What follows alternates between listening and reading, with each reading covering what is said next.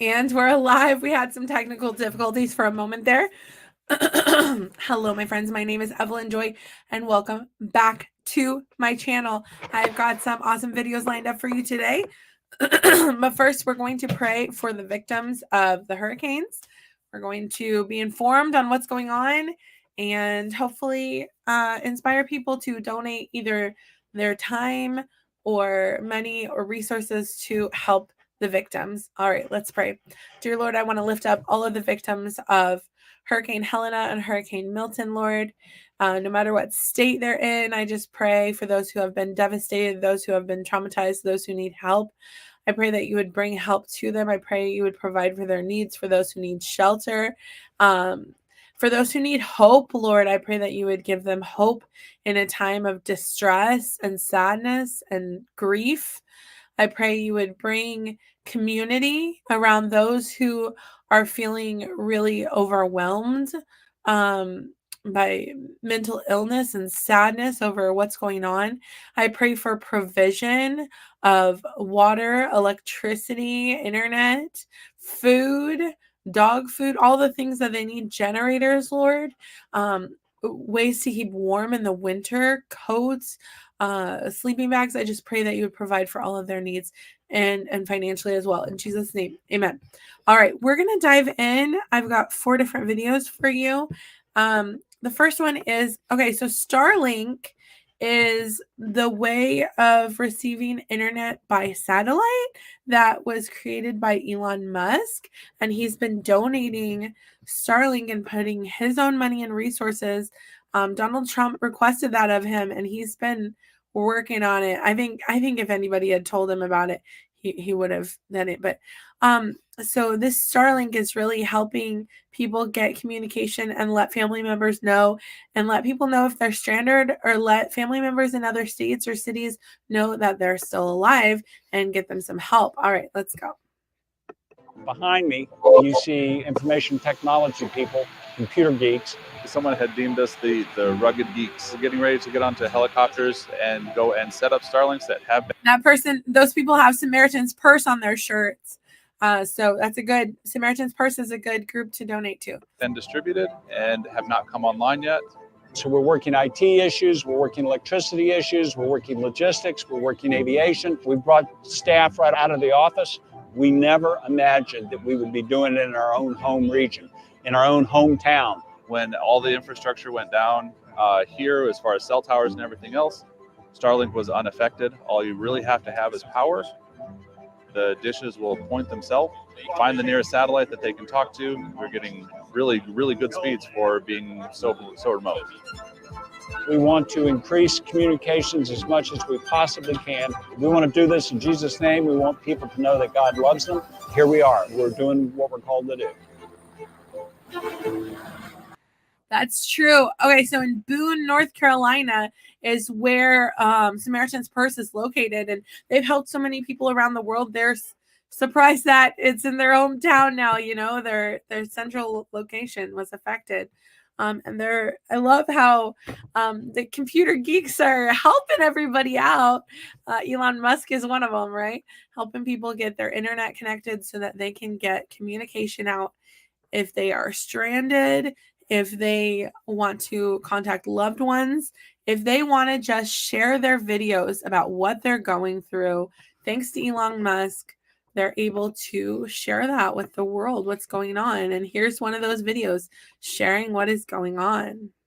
I don't even know how to describe this. How would you describe this, Dad? Destructive. But I will tell you right now, FEMA is insolvent. And how long have you been waiting for support from FEMA? Well, I applied for it and they denied me, so I'm coming up here to stand on business. Oh my gosh. On the week of September 27th, many states on the East Coast were hit by Hurricane Helene. And to this day, Hurricane Helene is the most deadly and most damaging hurricane since Hurricane Katrina. The total numbers of death is still unknown and is believed to be in the thousands as search and rescue is still ongoing.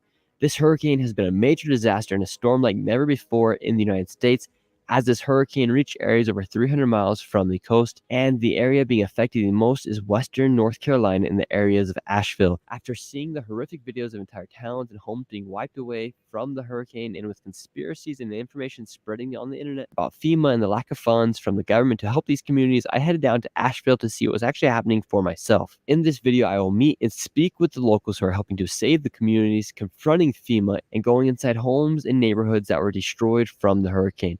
We'll start this video on the streets up in the mountains and meet a local by the name of Thad who explains exactly how this all happened. And many of the roads have been completely destroyed, just like this one and the other ones here on this road. Right now I'm up here in the mountains on a road.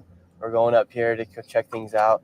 And just to even get up here, just to even cross certain points, because of how powerful all the water and the rain, everything else that came with it. They have tons of teams here inside of these towns here in North Carolina, just so people can get up these streets and go places, because obviously things have just been completely destroyed and the roads have been wiped out. This is what many of the homes look like, and we'll eventually go inside later in this video, but first I had to meet the neighbor named Thad. How's it going, sir? Good. How you doing? Good, good. Good. Can you show us a little bit what's going on? Yeah, I can show you this, whatever you want. Where are we at right now? We're called Broad River. I've been here 77 years, and this is the worst that I've actually ever seen in my life. Have you guys ever experienced anything like this No, here? no. Only thing that we experienced one time ago was there was a storm, a hurricane, not a hurricane, but a blizzard of 93. That was the worst we'd ever seen. Mm-hmm.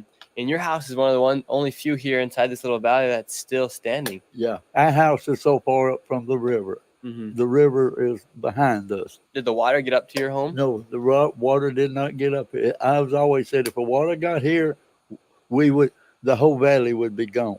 So take me through the night of the hurricane. The night of the hurricane, I was here and I stayed, and it kept raining and raining and raining and raining, and but the thing about it, it rained for a week here before it ever got here, and the ground got so saturated, and that's why. And then all of a sudden the hurricane came in. So it was a combination of the rain that was coming through for a few weeks, and then when the hurricane came through, it sounded like the soil was already ready. It was so saturated.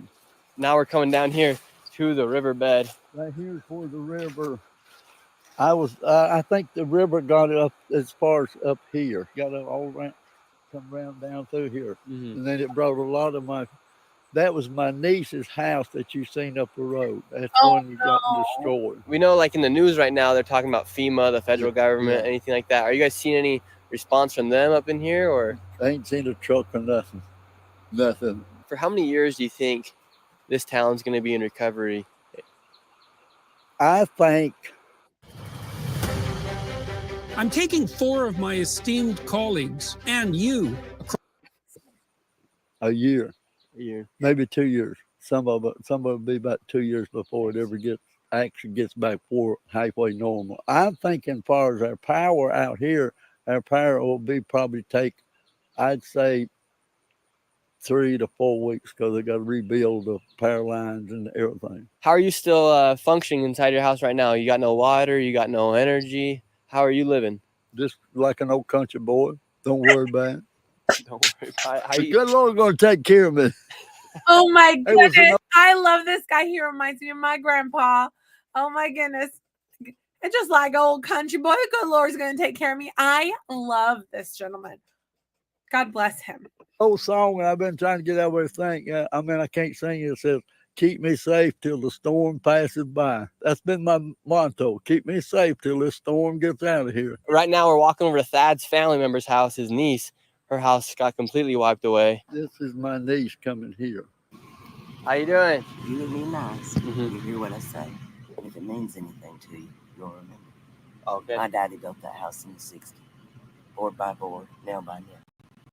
He laid to Mama's dreams. Mama's dreams and Daddy's hard works down the river. The only piece of paper we found was from his obituary 7 years ago. To the day my daddy died 7 years ago. Today? To the day, September 27th, it took the house. Kept his obituary, though. We found it laying there, not a piece of mud on it. God does work some miracles. And now we're going to go down into the house. This is the lady we just talked to. This is her house right here. Has been completely wiped away. you can see this is where the master bedroom was. I don't even know how to describe this. How would you describe this, Dad? Destruction. Destruction. Destruction. Absolute destruction here. How does somebody come back from this, especially if they are on Social Security? They probably don't have millions or hundreds of thousands of dollars in the bank. How does somebody bounce back from this? Very hard.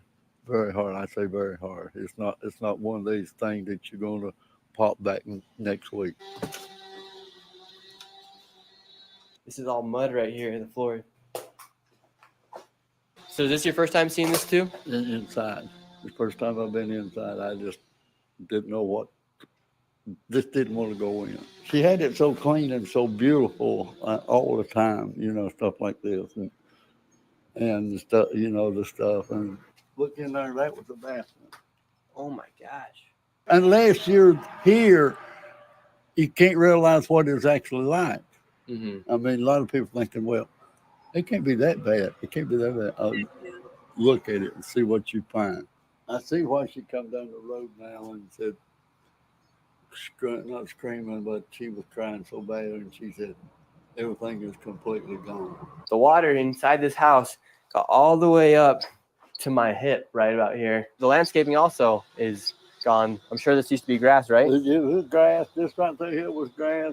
She had all this mowed real pretty. The reason this hurricane is so significant is because it hit areas that have never been hit before. For instance, up in the mountains in a town called Chimney Rock, it was completely wiped away from the hurricane. And because these homes were never hit with a hurricane or with floods before, because this is not a flood area, none of these homes are paying for flood insurance. So therefore, when the flood came through and wiped away all their home, their insurance companies are not going to be covering any of the losses on these homes because they weren't paying for flood insurance. They may have been paying for homeowner insurance. However, they were not paying for flood insurance, which is the reason why they lost their home due to the floods. The big controversy with this hurricane is the support from FEMA and the federal government, especially after Alejandro Mayorkas, the Homeland Security Secretary, came out and said that FEMA does not have any more funds to help the victims, as they have allocated a lot of the funds to support illegal immigrants as they have came into the country this past year. And a lot of people are upset because the government has recently sent over $200 billion to other countries like Ukraine, Israel, and Lebanon. We give $20 billion a year to FEMA, and unfortunately, they have drained everything dry with all the illegal aliens coming in. We spent $200 billion in Ukraine. And as the people were suffering and needing more support from FEMA, Kamala Harris posted on her X account saying they have allocated over $100 million to support people in Lebanon. So I wanted to go speak with FEMA to see what they were doing, but before I went to speak with FEMA, I wanted to go speak with some of the local organizers who have started their own organizations to help the people in the community and see what they are doing, as they are receiving very little support, as it seems, from the federal government at this time. Here is one of the spots where they have set up a place for people to come do donations. The Harley Davidson. You got hundreds and thousands of supplies here for anybody coming in. All you need to do is drive up and you can get whatever you need. We're going to talk to one of the guys right here. How's it going, sir? What are you guys doing to make sure everybody gets what they need here inside the community of Asheville? So we have a complete coalition of civilian and retired military individuals here that are working totally off donations. This is tax-free to the American public, right? We're not operating on any tax dollar. We saw a problem. We have a bunch of individuals who are motivated, who have very distinct backgrounds. For me, I was 26 years retired Air Force Special Operations. My job is to control the aircraft here. My job is to get these guys loaded and get them out to the people who need them across the valley over there who are knocked out. The rest of the guys here are facilitating going out and opening up roads, going out and taking down dams, going out and checking on people, doing recon. We've got this whole area taken care of. Are you guys seeing anything on the federal level for help supplies with people here? Who? Are you guys seeing anything on a federal level? Who? What? Yeah, so they're not seeing anything. There's my answer. Who? The answer is no, we have not seen them. Individuals who have gone out and gone to certain areas have been turned away by FEMA. They have been actively, I guess, hindered by FEMA. So our role here is to keep the federal government out of this area completely. We are sustaining lives. Our job is to keep the living alive at this point. Yeah, I don't want to make this video a political video of Trump or Kamala, but so many people are upset because they're seeing over the past few years millions of dollars, billions of dollars go over places in time of emergency. Apparently FEMA doesn't have anything. FEMA. You probably have not heard this statement before, but I will tell you right now, FEMA is insolvent. They are incapable of funding anything bigger than a pool party. Right now, we're not receiving the help that we need from the federal government. That's fine because we're doing it with the help of the people here. We're doing it with the help of all of us volunteers. This is tax-free to the American public. Those people need help, and we're giving them help. That's it. Now it was time to see what was actually happening with FEMA in Western North Carolina. FEMA, so far, what has been said is they're giving $750 to some people, but then I've also heard rumors of people not being able to get supplies because FEMA is blocking the aid. There's a lot of conspiracy and a lot of rumors going on, and we're gonna go talk to people right now and see what is going on with FEMA. I waited 4 hours yesterday in line, didn't get it through. My wife was on the call center, the hotline number. That was a dead end. So here I am again after work trying to get in through. Really? Trying to get help. On the internet, they're saying that FEMA's blocking aid or they're not giving. Right, that's what I've heard too. My wife said it was a dead end for her on the call line, that they said that we didn't apply. So I had a tree fall through my house and was out of work for a week. Food went bad. I don't know how we don't apply, but that's what I'm here trying to figure out. And what are you hoping to receive from FEMA? Just to figure out what's going on, maybe help with my house. Hopefully, we'll see what happens. So far, what we've heard, they're giving some people $750. I've heard that. I don't know about that or not, but it seems like small potatoes in the scheme of things. But I heard that the administration is ready to give Lebanon $151 million. So how does that make you feel? Kamala Harris put out a tweet. Oh, I'm going to vote against that administration for sure. It's crazy. Do you think a lot of people that may have been voting for Kamala Harris, I don't want to make this video political, but it is a topic that is very I'm sure they see her true colors. I'm sure. I hope they see her true colors. She don't care. Just try to get a few votes maybe, and that's it. How does it make you feel knowing, like you said, about the Lebanon? Kamala Harris recently announcing they're going to give like $151 million to Lebanon, and then Ukraine, they've obviously gave billions. Israel, they give billions. How does that make you feel when America strikes in disaster? You guys come here to get need. Your wife gets put on the back line. Pisses me off bad. Yeah, and I'll vote accordingly. Would you say the people here are losing faith in the federal government, or do you think it's just been a lot of misconceptions online? I think that it's an awful lot of misconceptions online. I haven't lost my faith in the government. There's a lot of things that the government does that I don't like, but this is one of the things I do like. The Biden administration, all of them, they were here. Biden was here. The governor was here. They've all come and checked on us and asked us exactly what we need, and they have given it to us in a very, very short period of time. So do you feel happy with the response from Biden Harris? Gosh, yes, I do. I feel very, very strong about what they have done. I am so relieved and so happy that, and he didn't want to come in here and just cause chaos. He flew over the area, and so did Kamala Harris. But I am extremely pleased that they have given us everything that we need and beyond. They've guessed our needs before we have. How long have you been waiting for support from FEMA? Well, I applied for it and they denied me, so I'm coming up here to stand on business and see why they denied me and try to see if I can get some help. Why did they deny you? I don't know. Why do they deny anybody? You know, you might not have the right question, answering the right questions.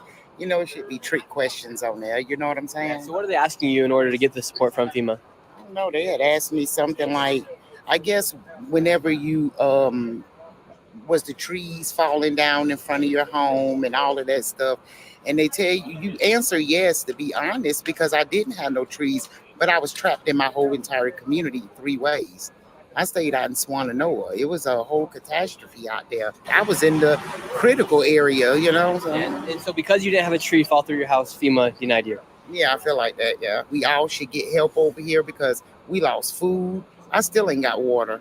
I got lights, hallelujah, but we ain't got no water. I'm using damn bottled waters to wash my ass. You know what I'm saying? That ain't cool. You know, I feel like, you know, like we should get some more help. Then when they give you them vouchers, that's to go all the way to Greenville, Tennessee, Georgia. Like, who got a car to go that far out? What the fuck? Then why? I know our state had a little hit tragedy, whatever. But damn, you would think they'd open up some hotels around here in the city to serve some of these families who don't have nowhere to go. But it's not FEMA's fault. It is FEMA's fault because FEMA's filling up the hotels with their staff. So it is their fault there's not room in the hotels, just saying. It's our city's fault. I'm just trying to like get to the truth. He doesn't know that, and that's fine. But of like the misconceptions that are on the internet and talk to we're some people. Here to help. We have brought out so many employees from all over the country, including Puerto Rico. So every day Bringing out a whole lot of employees and filling up the hotels and blocking people from aid isn't helpful.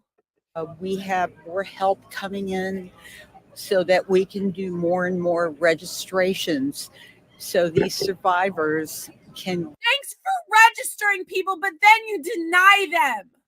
Slap in the face to victims of the hurricane.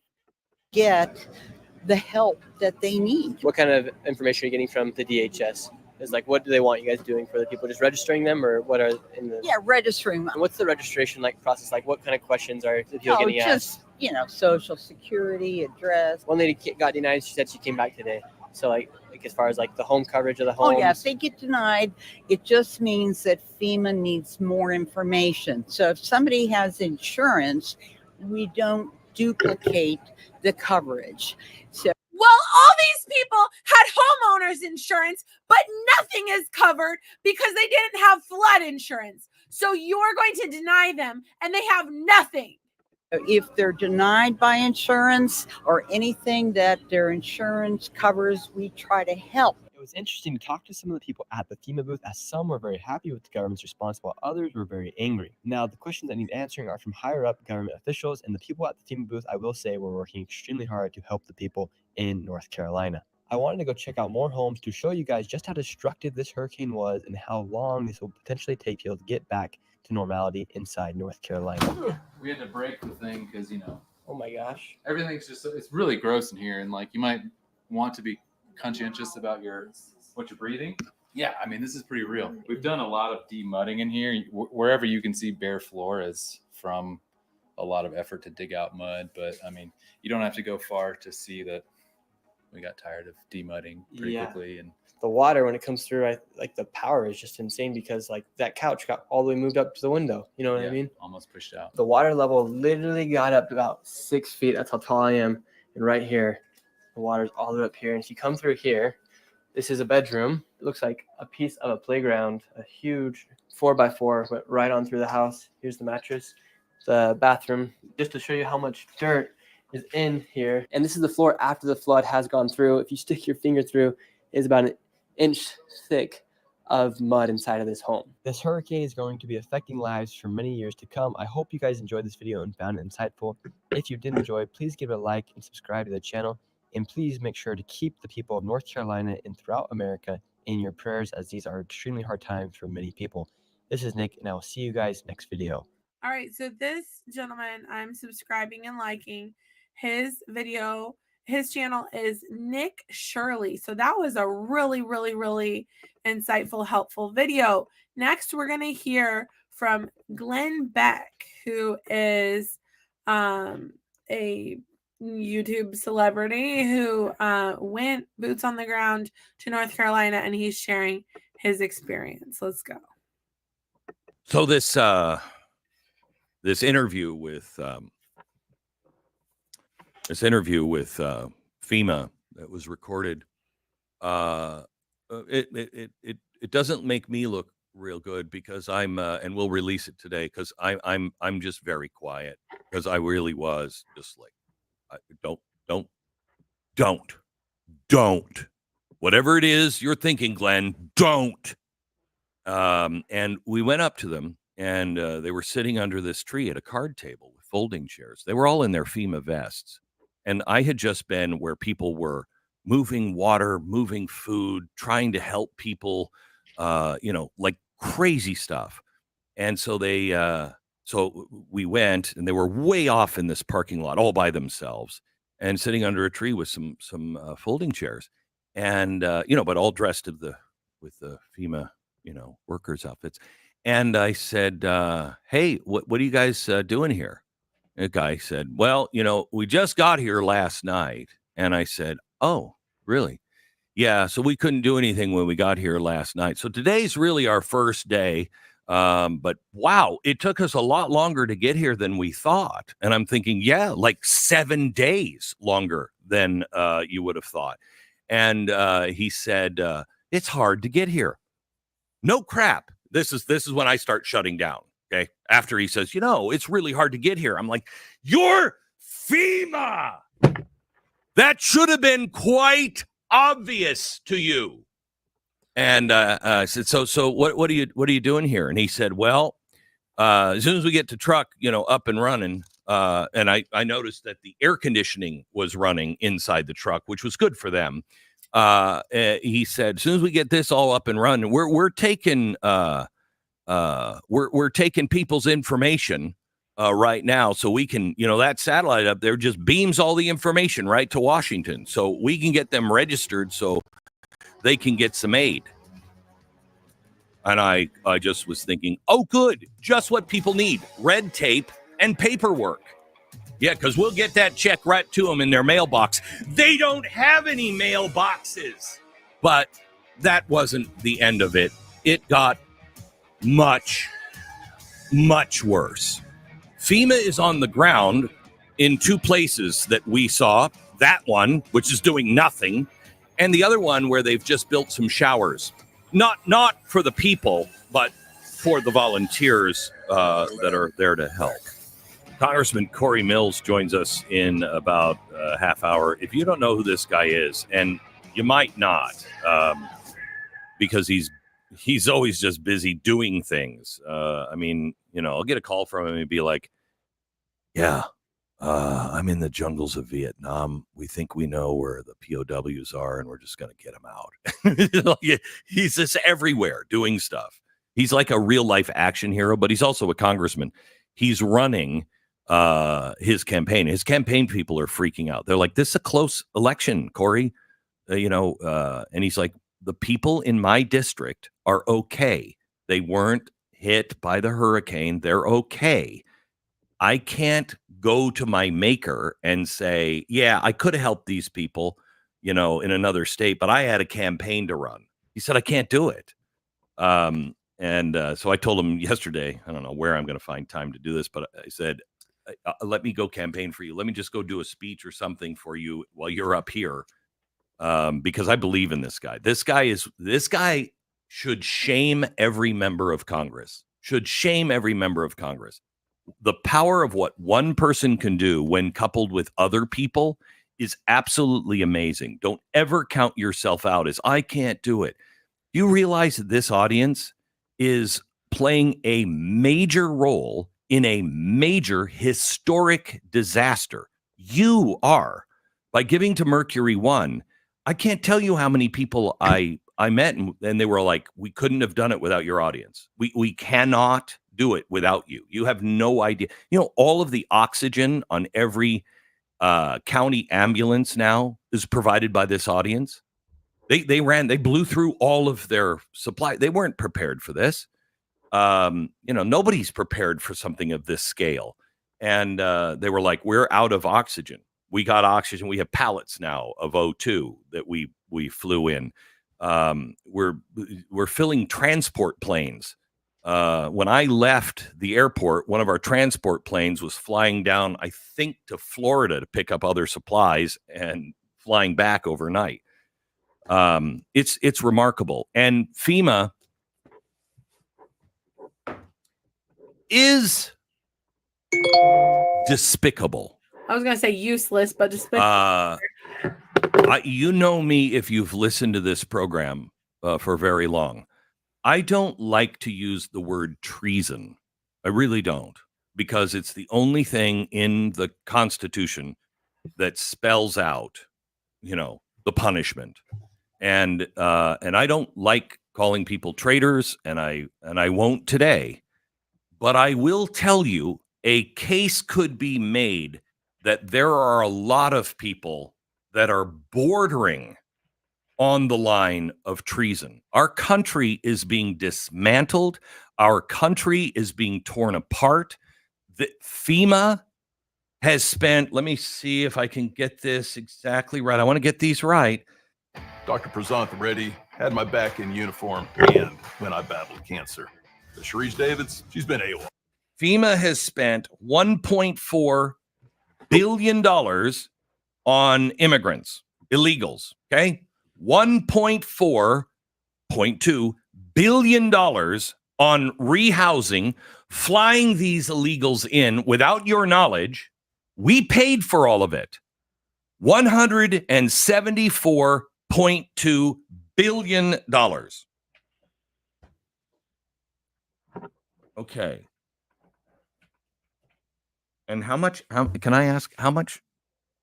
It was $750, and in Hawaii they got $700. So $700 in Hawaii, $750.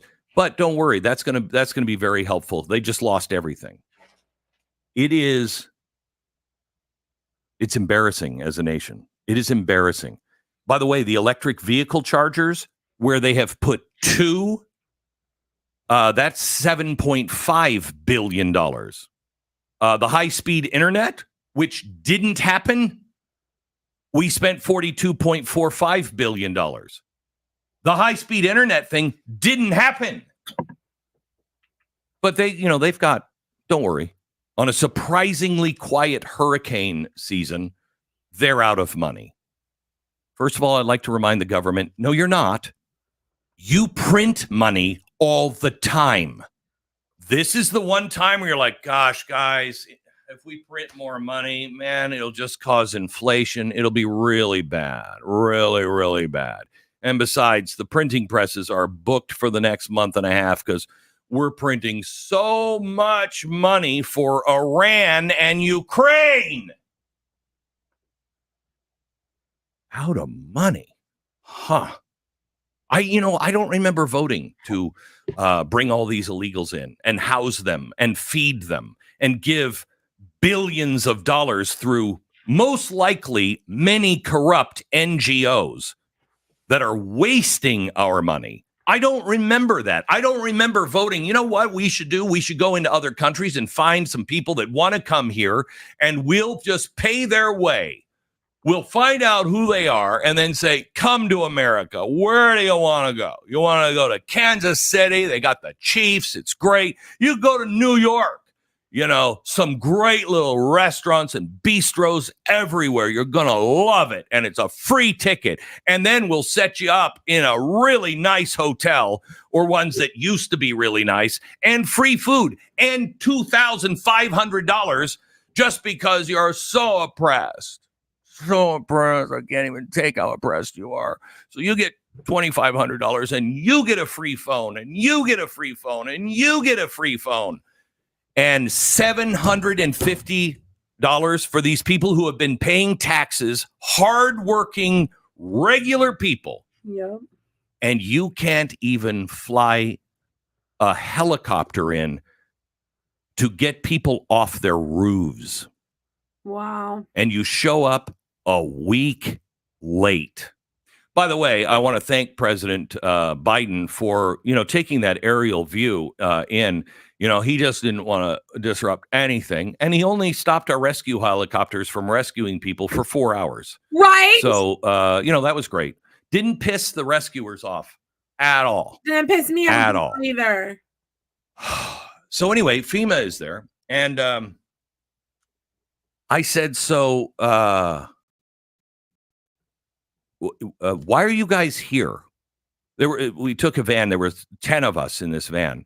And we were going back to the food distribution point. And, everybody's looking out the windows and seeing stuff. And I said, whoa, hold on. Turn around. You guys see the FEMA truck? Everybody. I didn't see the FEMA truck. Yeah, it's tucked back in the corner behind this, I don't know, Michael's that is closed. And so we went into the place. Cops everywhere. Food is on the other side, like a Lowe's, garden shop. And all the attention when you drive in, all the attention is over there because people are going to get food because they don't have any food. But behind the Michael's that's been closed, and I think next to the Chuck E. Cheese, which was so busy. No, they were closed too. Was under a tree, this FEMA truck. And I said, so what are you guys doing here? Mm-hmm. Well, we're getting everybody, to sign up for the aid. Okay. All right. The crowd is down there. There's only one person at your table. Yeah, I know, but that's because we haven't really announced where we are yet. I'm thinking that's probably good. But I said, what do you mean? And he said, well, our flyers haven't arrived yet. So we're waiting for our own flyers that say, FEMA is here. And I'm like, oh, flyers. We didn't think of that flyer thing. We just went, to where everybody is. And then we didn't need flyers. But I didn't say that. At this point, I was like, don't say anything at all. Don't say anything at all. And he said, well, we just have to be where the people are. And I said, that's good. And I'm thinking, that's not here. When do you move there? I said, so you're doing this with the flyers? And he said, no, we also, we're going to tell the media. And so, radio, television, it'll be everywhere. And I thought, I don't see a lot of people sitting down in their living rooms because their living rooms have washed 4 blocks down the street with their televisions in it. Maybe they have a little portable television that they just have to plug in. Oh, no, they don't have any power. And I said, they're probably not watching TV. He said, but the word will get around. Okay. All right. And he said, and there's an app. This is the greatest app. This app will do everything. And all they have to do is just download it on their phone. And they had any. And Corey said, well, they don't really have power to plug their phones in. He said, yeah, but a lot of people can just go to their cars and plug their cars, plug the phone into the car to charge it. And we pointed out to him, you mean the cars, turn around, see that river, see all the cars that are in the creek now that are destroyed? You mean they're sitting in those cars because they no longer have cars? That's what was happening in my head. I just said, he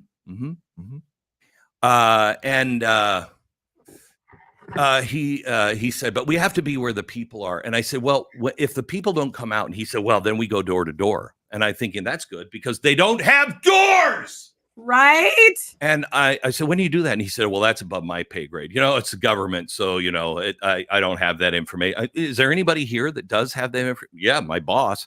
Where's your boss sitting at the table? No, in the air conditioned truck right now. She's in the air conditioned truck. Oh, good. Can you maybe go get your boss? Tell her, she'll have to come out here where it's hot, but she can go right back into the air conditioned truck where she can get away from all of these people. And so she comes out. She was a delightful lady. And we said, he didn't know when you start going door to door. And she looked at him and she said, we don't go door to door. You don't go door to door. No, we're here, where it's all happening.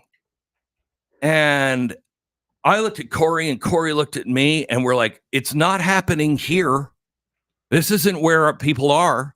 I mean, if you want to be a little closer to where people are going, you should go where the food is. Hello.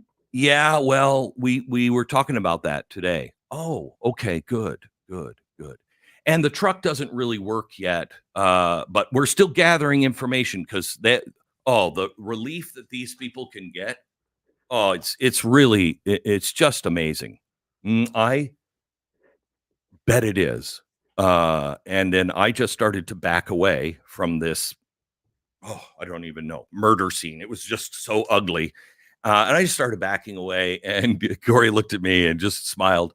And he's like, thank you for your time. And he said, boy, I've never seen you so quiet. And I was like, don't have anything nice to say. Don't say anything at all.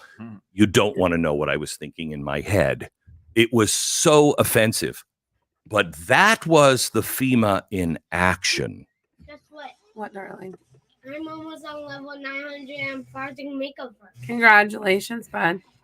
All right.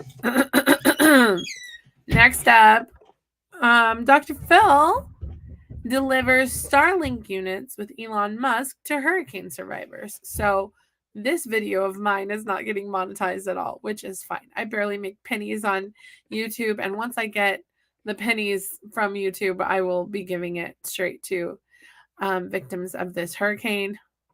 And anyway, let's continue. Day two has really been to focus on Starlink.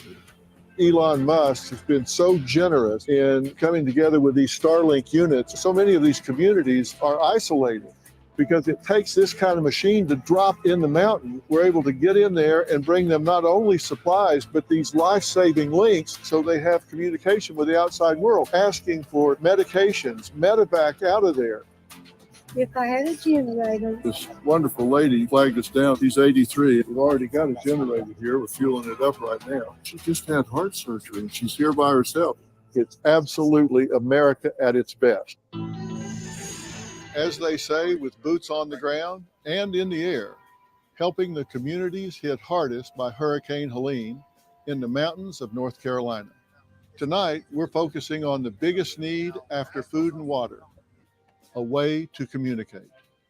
Here's what happened yesterday as we joined Samaritan's Purse to distribute supplies and generators to isolated areas all throughout western North Carolina. Is this a 1,000-year storm? Yes, sir. They talk about the storms that happened in the early 1900s here, and this has surpassed that.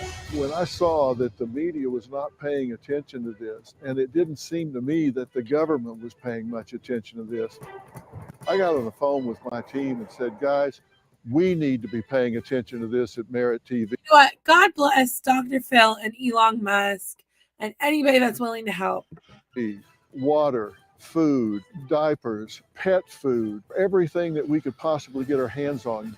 And I loaded my plane up with it floor to ceiling, and we took off and came here. And we started connecting with different organizations, Samaritan's Purse, for example. We want to inspire people to react. We want them to donate, send money, get in action. We want people to start moving on this. So that was Edward Graham. I know Franklin Graham is Billy Graham's son. I don't know if Edward Graham is a grandson. He looks a bit younger.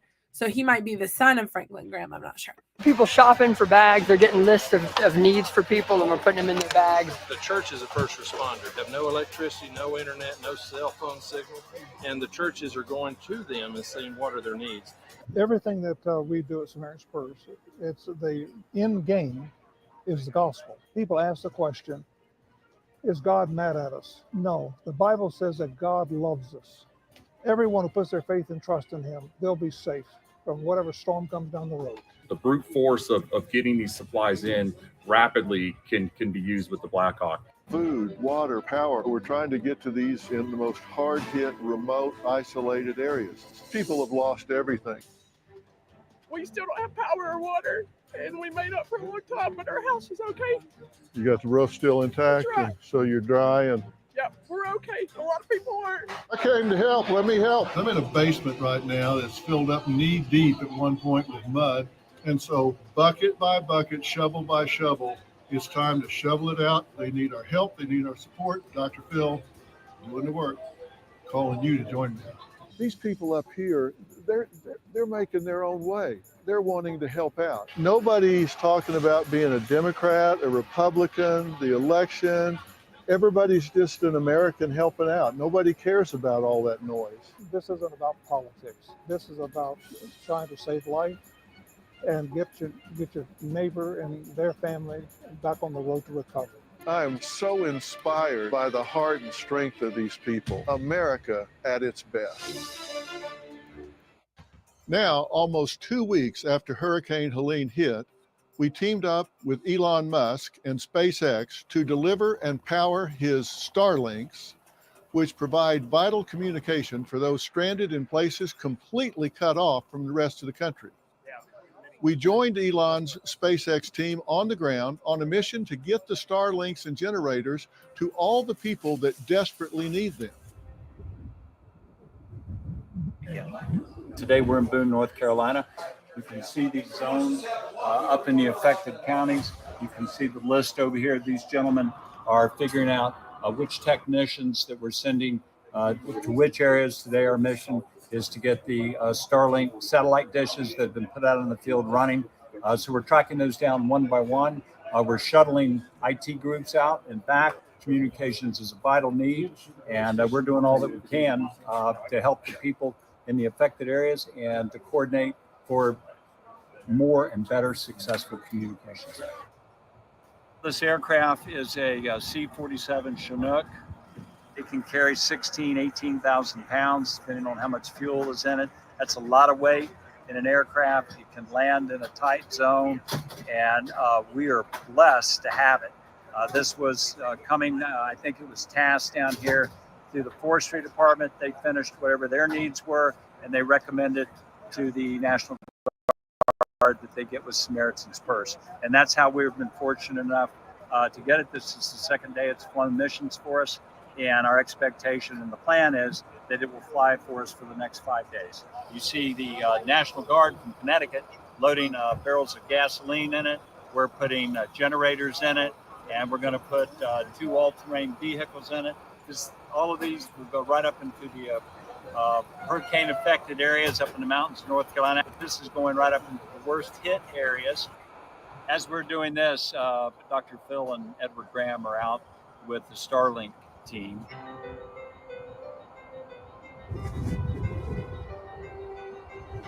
You see all these helicopters lined up behind me here, and what's happening is this army of helicopters is getting ready to take off and go into some really hard-hit remote areas where Starlink units have been dropped in, but they need to be activated. So technicians are going to have to go in and activate these things because these communities are completely cut off.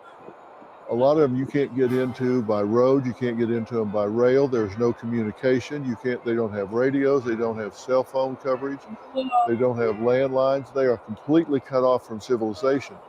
While these technicians are going out where these Starlink units have already been airdropped in, I'm going out in a second wave on some helicopters, and Elon Musk has been great enough to hook me up with several hundred Starlink units that we're taking into some other areas that are completely isolated, and we're going to be delivering those. He's a great gentleman. He's done such an unbelievable job for North Carolina, for Georgia, for Alabama, for Florida, for Tennessee.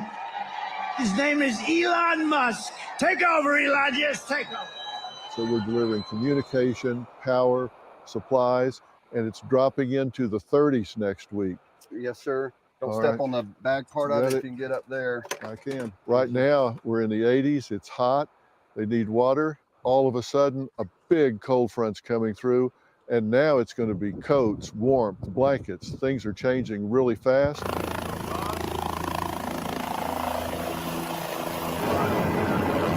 And another storm's heading for Florida.